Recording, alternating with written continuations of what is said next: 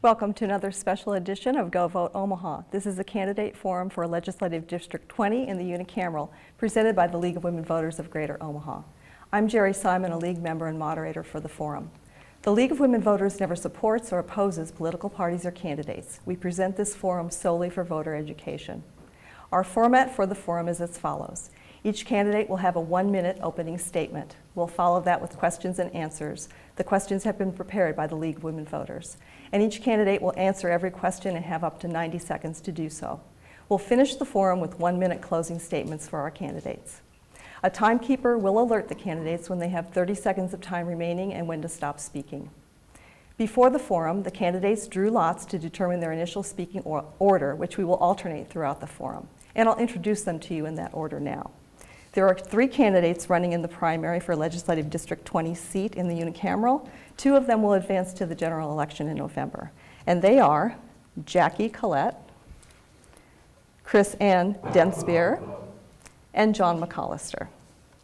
And we'll start with opening statements, beginning with Jackie Collett. Hi, I'm Jackie Collett, and I'm running for state legislature because I have a vision for a more inclusive, compassionate, and equal Nebraska. And this is a vision I've always felt very passionately about. But it has been over the past couple of years that I felt that the freedoms I've grown up with, great public education, access to affordable health care, and the opportunity to pursue my professional dreams have become under attack. And I no longer wanted to sit on the sidelines and just complain. I wanted to show up for the people who have shown up for me and given me the strength and the opportunity to be here. Thank you. Chris Ann Dienstbier. First of all, thank you, Jerry, and thank you, League of Women Voters, for giving all of us over the years an opportunity to present our views. I was born and raised in Omaha, and my beautiful son, Christian, is currently in kindergarten, attending Westgate Elementary. I'm running because I would like to see more compassion and more empathy used when creating, introducing, and supporting legislation for all Nebraskans. Thank you. And John McCollister. Yeah, thanks to the League of Women Voters for sponsoring this event. Democracy works best. Democracy works best when voters have choices. My wife and I have a strong connection with Omaha. I grew up and attended school, public school in Omaha, and supported our 3 children as they attended public school in Omaha.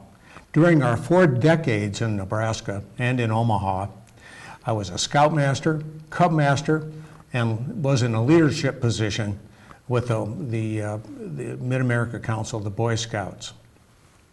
Secondly, I served on the board of the American Diabetes Association, on its board of directors and as chair for the Nebraska, Iowa. Lastly, I've also served on the One World board of directors. My wife and I recently celebrated our 47th wedding anniversary. I want all families to succeed in Omaha, and I'm hoping to have another term in office to do just that. Thank you. We're ready for questions now, and here's our first question. We'll start with Chris Ann on this one. No legislation for property tax reform was passed in the unicameral this session. Should anything be done about Nebraska property taxes, and what would that be? We definitely need tax reform in Nebraska, all across the country. How that would be done as a newcomer, I would have to collaborate with my colleagues in Lincoln if I were elected and find the best way to solve the high taxes. Nebraska is one of the top tax-paying states in the country, so something needs to be done about that. So again, I would have to collaborate with my colleagues if elected and find the most efficient and best way to deal with tax reform. Thank you. John. No, thank you. Property taxes are unreasonably high in Nebraska, and the reason for that is that we are overbalanced for property taxes. We need to broaden our sales tax. That's one thing we definitely need to do, and we need to maybe look at some of the sales tax exemptions that we have currently in place. Kentucky just recently underwent that kind of process, and in fact, modernize their tax system, and we need to undergo the same kind of process. Nebraska property taxes were among the top 10 in the country in terms of property taxes, so tax reform is absolutely necessary and it needs to happen soon. Thank you. Jackie? Property taxes are one of the biggest issues that I hear from voters when I'm knocking doors. And in one way, I'm very heartened by the fact that people are willing to pay higher property taxes to support our public schools. With that said, we can't keep relying on property taxes to fund our schools and leave that burden to taxpayers. I agree with John, we need to modernize our tax structure. And so I would like to see I would like us to see taxation on all internet sales, as well as looking at a more progressive structure to our current income taxes. Thank you. Here's our next question. Does Nebraska adequately fund public education at the state level? How would you approach funding education? And we'll begin with John. Well, surprisingly, Nebraska does fairly well with teacher pay. We're currently ranked 13 when you factor in cost of living. So Nebraska, at least in terms of the amount of money we now spend, it's pretty good. What we don't do well with is some of the rural schools, the unequalized schools, are paying an awful lot of property taxes. So we do need to revise the TIOSA formula such that some of those rural schools receive better funding. I think fully funding the TIOSA formula would certainly help in that regard. So I absolutely agree. Nebraska needs to stay in the forefront of teacher pay, and we need to better fund some of the rural schools, and we have not done that as of late. Thank you. Jackie? Nebraska definitely has a lot of room for improvement when it comes to funding our public schools. And I see that on a weekly basis when I go to Edison Elementary, which is the elementary school that I went to when I was a child. I go there once a week to mentor a student, and I see how much we need to improve funding directly to the classroom and to our students, as well as our counselors who are supporting our students. Currently, students are falling through the cracks, and a lot of that has to do with teachers not having the resources they need. So we need to look at how we can sustain and increase funding to make sure that our students and our teachers are fully supported. Thank you. Chris Ham? Well, I think my answer will be very short because I absolutely agree with John and Jackie on everything that they've said. It's very important, especially having a son in kindergarten now, and I think that funding education is extremely important for the future of our children. Okay, thank you. Our next question, what should be the plan for addressing prison overcrowding and inmate violence? And we'll start with Jackie. Oh, Lord, this is a large problem. So I have a lot of ideas when it comes to prison crowding, and I'd like to claim them as my own, but they're ideas and policies that have been put in place in other states. I think we need to look at how our criminal justice system targets nonviolent drug offenders and puts them into the system when they could probably better be serviced by rehabilitation. I'm also a big advocate for programs that reduce recidivism rates. So making sure that when prisoners are ready to leave the system and enter the community, they have the family resources they need, they have the community resources they need, they have a job to look forward to, and making sure that they have an opportunity waiting for them when they're released. Thank you. Chris Ann? Overcrowding. I agree with Jackie. We absolutely need to not focus so much on nonviolent offenders. We could possibly help people from going into prison or into the prison system by introducing mental health support, offering that to people, and hopefully using that as a way to keep them out of the prison system in the first place. I'm an advocate for legalization of marijuana, and I think if we took so many of the people that are serving time in our jails, our prisons, that are nonviolent offenders for this, if we took them out of the system, I think that would be a good start as well to end overcrowding. Thank you. And John? I quite agree. I think they bring up good points. Nebraska is second only to Alabama in terms of prison overcrowding. We're currently about 155% of capacity, and that is just plain wrong. Programming is a big part of something we need to do better. We haven't done a good job that way. The administration has not done an adequate job. Prison reform in terms of sentencing reform is probably something we definitely need to do. It is certainly better to pull somebody out of a prison, which costs about $35,000 a year, and put them in a minimum security kind of operation. We save money, and they definitely come out better in terms of the things they learn, and makes them more ready to come back out in society. Thank you. Next question. Nebraska has undertaken successful juvenile justice reform in recent years. Fewer youth are being incarcerated or treated as adults, instead receiving age-appropriate treatment. Our juvenile crime rate continues to drop, but these overall improvements have not been equally realized among youth of different racial and ethnic backgrounds. Youth of color in Nebraska are still disproportionately likely to be brought into the justice system and incarcerated, with disparities increasing as youth go deeper into the system. What do you believe can be done to achieve a juvenile justice system that does not produce or perpetuate disparate outcomes based on race and ethnicity? And we'll start with Chris Hand. First of all, I believe that before you become a police officer, you should have some kind of college background. We definitely need to focus on making sure that our police officers are not disproportionately targeting people of color. So that would be a place to start. And I will end with that. Okay, John? I quite agree. The composition of our prisoners in the Nebraska prisons, both juvenile and adult, is overwhelmingly folks of color. Yes, yeah, there are certainly more white prisoners in those institutions, but the black population particularly is unreasonably high. I think we need to look at some of the offenses that we currently criminalize, and I'm thinking a low minimum kind of security operation would be best. Ankle bracelets are certainly cheaper than putting somebody in a $35,000 institution. We have done a better job in terms of juvenile justice. LB 605 in Nebraska, I think, paved the way to institute some of those reforms, and we need to continue that process with both the legislative and the administrative branches of government. Thank you. Jackie? So as a community, I think we need to address and accept that race is an issue that we all need to face. As an aunt to a 13-year-old African-American boy who volunteers for my campaign, when he comes to me and he's concerned about what happens when he knocks someone's door and does he need to worry about being shot or being arrested, it's very concerning to me.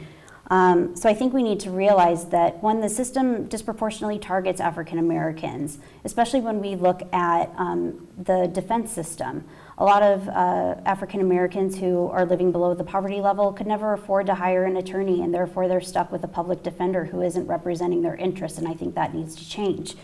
I think if we can one, address that race is an issue and accept that, and two, that something needs to be done within the criminal justice system to level the playing field, so when youth are confronted with the unfortunate happenstance of having to go through the court system, that they're represented just as fairly as any white person would be. Thank you.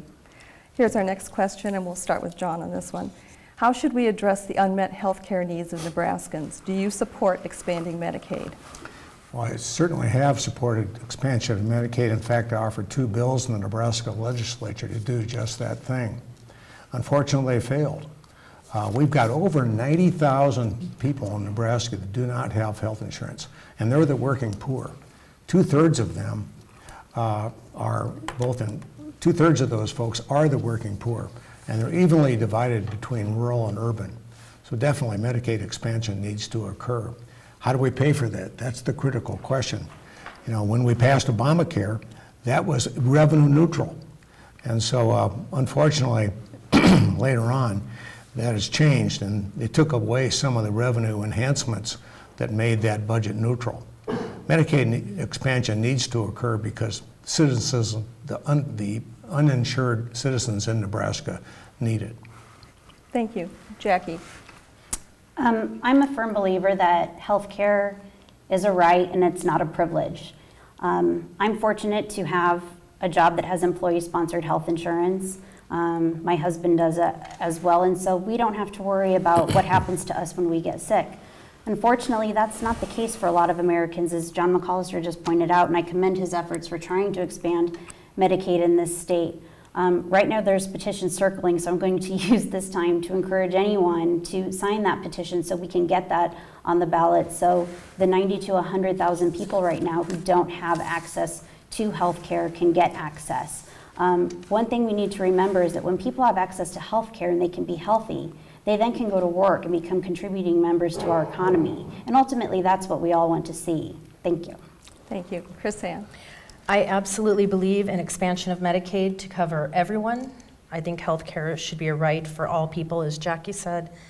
I'm glad that John has made attempts to make health care more available to more people. I believe we could accept the money that the federal government is attempting to offer the state of Nebraska, and I can't verify the exact numbers, but I believe if we accepted that money, it could cover 70,000 to 90,000 people. Whether that's fiscally wise, I'm sure John knows more about that than I do, but the money is out there and we could take it. And we need to do that. So I agree with both of them, and furthermore, Medicaid for all people. Okay, thank you. Nebraska is one of the few states that does not allow charter schools. Do you support allowing charter schools in our state? And we'll start with Jackie. I don't support charter schools. I don't believe they have any place in our state. If you look at other states, the verdict is still out, but there's really no evidence to support that charter schools are any better than public schools. We definitely don't need to be using state funds that should be going to public schools to support charter schools, and so I'm just going to say no, there's no place for charter schools in Nebraska. Okay, Chris Ann. I absolutely do not support charter schools. I do not support vouchers. It was LB 295, I believe, that they were introducing as the Scholarship Fund Act, and that is absolutely not what it was. They wanted to take money from public schools and give it back to people. Correct me if I'm wrong. They could use that money towards vouchers, towards private schools, and charter schools, excuse me. And I guess my question is, where are those charter schools? Where are the tutors that you could, those are not in place. That establishment is not in place. We don't have charter schools here. And what I've seen other states speak about, especially in New York, charter schools just open up one day, you enroll your children, you give them your money, and then they're gone the next day. And we've seen too many cases of that, and I have no idea why anyone would support charter schools or vouchers. We need to support the institutions that we have in place, the public school system that I went through here in Omaha my entire life, and that my son is now going through. Thank you. John. Nebraska is one of 7 states that do not allow charter schools, and despite all of the hype, charter schools have not shown to be any more effective than public schools. Nor do I support vouchers. And you're absolutely correct. That bill did fail, didn't even come close to having the 33 votes in order to proceed down the next level of debate. I don't support charter schools. It does take money away from public schools, and nor do I support vouchers for the very same reason. Thank you. Some have said the unicameral has become more partisan in the last 2 sessions. Do you agree? How would you work in a bipartisan way, and how will you ensure that our unicameral remains a nonpartisan legislature? We'll start with Chris Ann. Oh boy. Well, it certainly doesn't help that we have such a, for lack of a better word, Trump-supporting governor. And I see him getting more and more involved in the, on the floor in the unicameral. I know that John has gone against him in several areas, and I commend you for that. I'm also concerned about Governor Ricketts' statement that he is going to use a lot of money in this race for legislature to support people that support him. So what can we do about that? Change our governor, hopefully. But when I'm in there, I would certainly work and collaborate with everyone, all of my colleagues, and work towards not what it should be. It's the unicameral. It shouldn't be partisan. It should be bipartisan. And I'm sorry, I may have said that backwards, but we should all be fighting on the same team. Thank you. John? You are absolutely right. That's a very true statement. I just finished my 4th session in the Nebraska legislature, and my first 2 years were much less partisan than my last 2 years. It's been very contentious at times. In fact, all of the moderate Republicans and Democrats were not elected to any leadership positions. And so there was a great deal of rancor in the Nebraska legislature, and we cannot allow Washington politics to come and play in Nebraska. It's just not right, and it's not effective. I've talked to many legislators throughout the country that says the Nebraska form of government, single house, nonpartisan legislature, works best. So we have to get back to that well-functioning legislature we had 2 years or 4 years ago, and hopefully move in that direction instead of making it more partisan. That's my answer. Thank you. Jackie? Well, I'll take John's word on whether or not it's become more partisan, because he's actually been in there. I mean, our unicameral has a rich history, and I think we need to honor and value that and try and retain that. However, there's a large amount of money flowing from special interest groups that are targeting candidates, whether it's to support a candidate or attack their own candidate. No candidate, especially a candidate who's seated, should have to be in fear that their governor is going to attack them for simply voting or disagreeing on opinions that the governor has. With that said, when I knock doors, one of the most frequent questions I get asked is what my party is, and I'm a Democrat. And I think people are asking that question because they want to know that they're voting for someone whose morals and values align with their own. Now, not all Democrats and not all Republicans believe exactly the same thing, and I would hope that we could somehow stop the polarization that's happening, and I think right now the best way we can do that is through the LD20 race right now. I've had good conversations with John where we both agree that we wanted to be role models in politics, where we wanted to focus on our own races and the values that we stand for, and not trash each other and throw each other under the bus. And I think that's where we first take a step in saying, this is how we preserve our nonpartisan unicameral. Thank you. Now we're ready for our closing statements. Each candidate gets 1 minute, and we'll begin with John McCollister. I want to thank my 2 opponents. They are very credible candidates, and I've enjoyed getting to know them. When I was first running for office 4 years ago, I knocked on 11,000 doors. So I made a concerted effort to stay in contact with people. I've mailed newsletters, we've held town hall meetings, I attended neighborhood association meetings. So maintaining contact is something that I will continue to do if I'm reelected. Once again, I want to make sure that all families succeed in Nebraska, not just Omaha, but throughout the entire state. And so I will work to make that happen in the state of Nebraska and in Omaha. Thank you. Jackie Collett. This may sound strange because as opponents, we should probably be acting more as adversaries than allies. But I'm very heartened to see after this forum what's going on. It gives me hope in that as candidates, we may not always agree on everything, and we may have differences in our priorities and what we want to push. When I first decided that I wanted to run for this position, I had a lot of people trying to talk me out of it. And my answer to them was, I want to see progress, and I don't want to wait 4 years to see that progress. So I hope that you consider voting for me in the May 15th primary, and hopefully I make it through the primary so you can vote for me in November.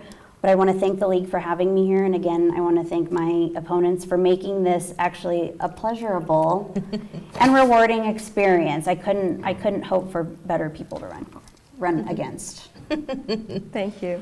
Chris and Us as well, Dienstbier. I'm sure. So thank you again, Jerry, especially for your time that you've given us tonight. If elected, I will fight for the people in LD20 and all hardworking Nebraskans.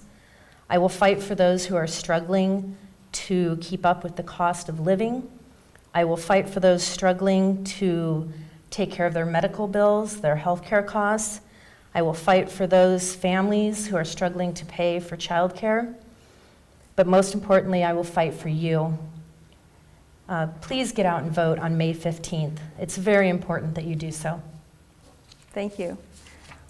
Concludes our forum for Legislative District 20 in the unicameral. We'd like to thank the candidates for participating with us this evening. The League of Women Voters has a whole slew of candidate forums that we have done. But I think by the time we've finished recording, we'll have over a dozen forums for you to see to help you make your choices when you go to the polls on May 15th or before that. We have had the Republican primary for the Douglas County Assessor Register of Deeds. We've done State Board of Education. We have, along with this one, we'll be doing LD6, and we've done LD8. OPPD, Subdistrict 1, Omaha Public Schools, Subdistricts 2 and 6, and a program on the Omaha bond issue. And then we've also done the Democratic primary for the 2nd Congressional District and with the U.S. Senate candidates with the Press Club, and we will have those up on our YouTube channel as well. Our voters' guides are out and available, so they're a really good companion to our televised forums. You can find the voters' guides hard copy at any of the Omaha Public Library branches and also at the Douglas County Election Commission office.